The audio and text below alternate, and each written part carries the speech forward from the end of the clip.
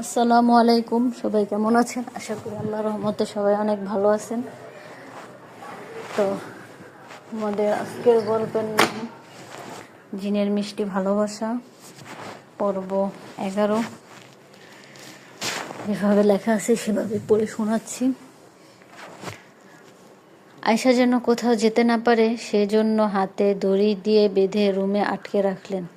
আয়শার রুমে সারাদিন কাঁদে, বাইরে যেতে চাইলেও ওর মা বাবা যেতে দেয় না। এদিকে খাবার খেতে দিলে আয়শা না খেয়ে চুপ করে থাকে। আয়শার এমন অবস্থা দেখে ওর মা বললে, আয়শার মা বলল, আয়শা এমন করিস কেন? না খেলে তো মরে যাবি, নে খেয়ে নে। আয়শা বলে, মরে গেলে তোমাদের কি? তোমরা তো আমাকে মারতেই চাও। কি এমন অপরাধ করছি যে হাত বেঁধে রুমে আটকে রাখছো? আয়শার মা বলল, তোর অপরাধ রাতের অন্ধকারে লুকিয়ে কোনো ছেলের সাথে জানি দেখা করিস। এই বিষয়টা লোকেরা জানাজানি হলে আমাদের মান সম্মান কিছুই থাকবে না। আয়শা বলল, তোমরা কি আমাকে পাগলি ভাবো নাকি? আর কতবার বলবো, আমি রাতের অন্ধকারে কোনো ছেলের সাথে দেখা করতে যাই না। আমি দেখা করি একটা জিনের সাথে। আয়শার মা বলে, এটা কি কেউ বিশ্বাস করবে? বিশ্বাস করার মতো কথা কি এটা? এসব পাগলামি না করে ভালো হয়ে যা। একদিন গেলে তোকে এমনিতেই বাইরে যেতে দিব।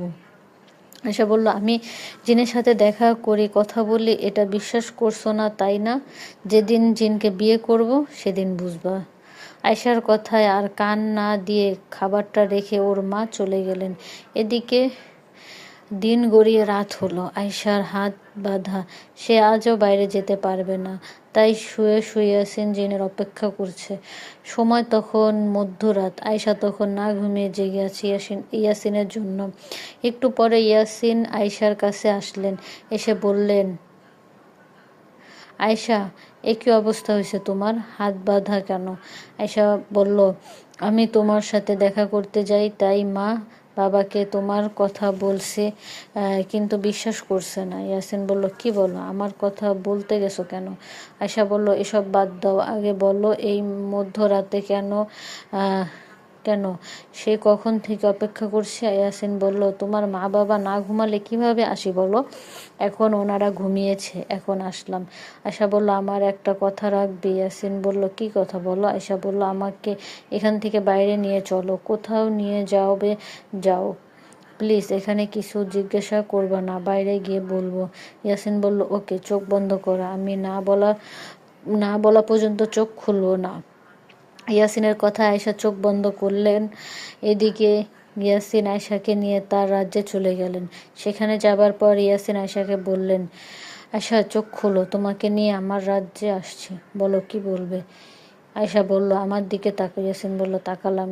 আয়শা বলল, কি দেখতে পেলে? ইয়াসিন বলল, তোমার মুখ আর ঠোঁটে আঘাতের চিহ্ন, মনে হয় কেউ অনেক মারছে।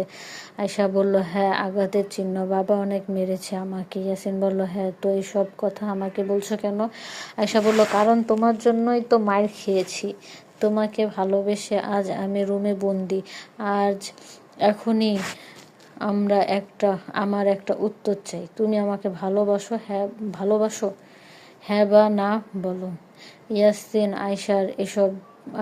বলল, আয়শা, এসব বাদ দাও, পাগলামি করো না। আয়শা বলল, যেটা বলছি উত্তর দাও। সেই কবে থেকে তোমাকে পছন্দ করে ভালোবাসি, কিন্তু তুমি কোনো সাড়া দাও না। এখন তোমাকে বলতে হবে আমাকে ভালোবাসো কি না। যদি না হয় আর কখনো তোমার কাছে আসবো না।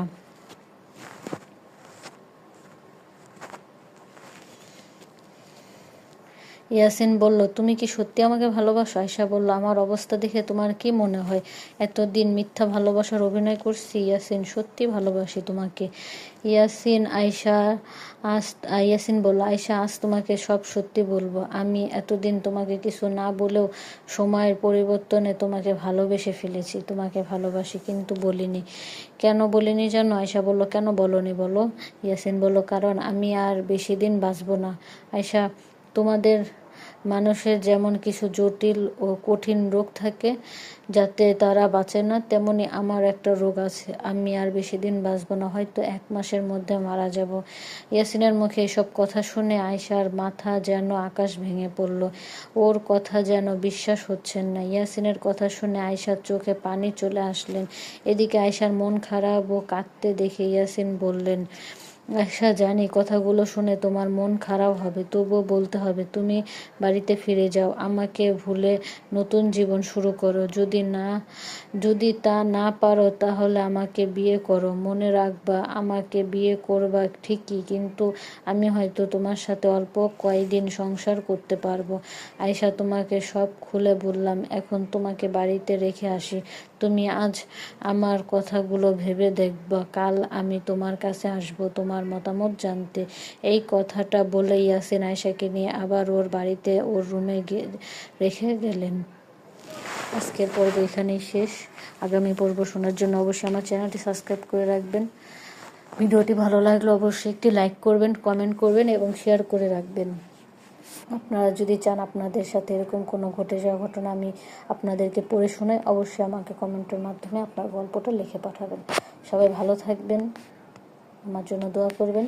আল্লাহ হাফিজ।